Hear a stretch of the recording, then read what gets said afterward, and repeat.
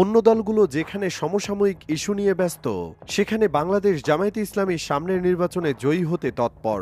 কোনো কোনো দল যেখানে নির্বাচন নিয়ে এখনো ভাবনার মধ্যে সময় পার করছে, সেখানে এ দলটি অনেকটাই এগিয়ে রেখেছে কার্যক্রম, কারো উপর ভর করে নয়। ত্রয়োদশ জাতীয় সংসদ নির্বাচনে একাই ৩০০ আসনে প্রার্থী প্রস্তুত করেছে দলটি। এছাড়া বাংলাদেশ জামায়াতে ইসলামী দেশের প্রতিটি জেলা, উপজেলা ও বিভাগে সুপরিকল্পিতভাবে নির্বাচনী সভা ও সমাবেশ পরিচালনা করছে।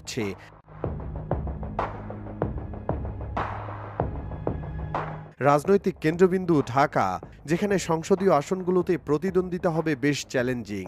দলীয় প্রার্থীরা ঢাকা অঞ্চলে জয়লাভের জন্য মরিয়া। ঢাকায় ২০টি আসনে দলটি কে কে প্রার্থী করবে তা এখনও চূড়ান্ত হয়নি, তবে বিভিন্ন গণমাধ্যমে প্রকাশিত সম্ভাব্য প্রার্থীর একটি তালিকা সামনে এসেছে। নিচে ঢাকার ১০টি আসনের সংসদ সদস্যের সম্ভাব্য প্রার্থীদের নামের তালিকা তুলে ধরা হলো।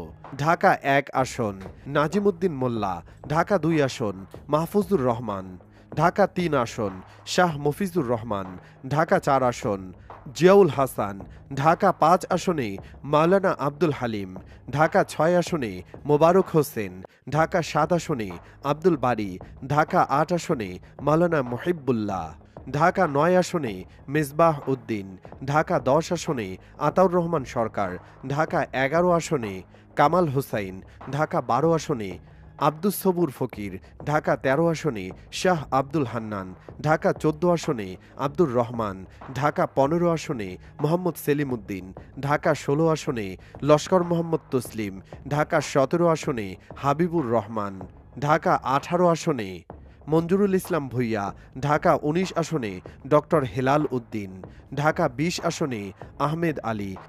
বাংলাদেশ জামায়াতে ইসলামী নির্বাচনের জন্য নিজেদের প্রস্তুতি এগিয়ে নিয়ে যাওয়ার মাধ্যমে দৃঢ় সংকল্পের প্রতিফলন দেখাচ্ছে। এদের ভোটযুদ্ধে সরাসরি প্রতিযোগিতা তৈরি করতে হবে এবং প্রতিটি আসনে তাদের সম্ভাব্য প্রার্থীদের নির্বাচনী কৌশল গুরুত্বপূর্ণ ভূমিকা পালন করবে। রাজনৈতিক আবহে যেখানেই পরিস্থিতি অস্থির, জামায়াত সেখানে নিজেদের অবস্থানকে সুসংহত করার চেষ্টা চালাচ্ছে। এখন দেখার বিষয়, নির্বাচনের কাছে আসার সঙ্গে সঙ্গে দলটির পরিকল্পনা ও শক্তি কতটা কার্যকরী হয়।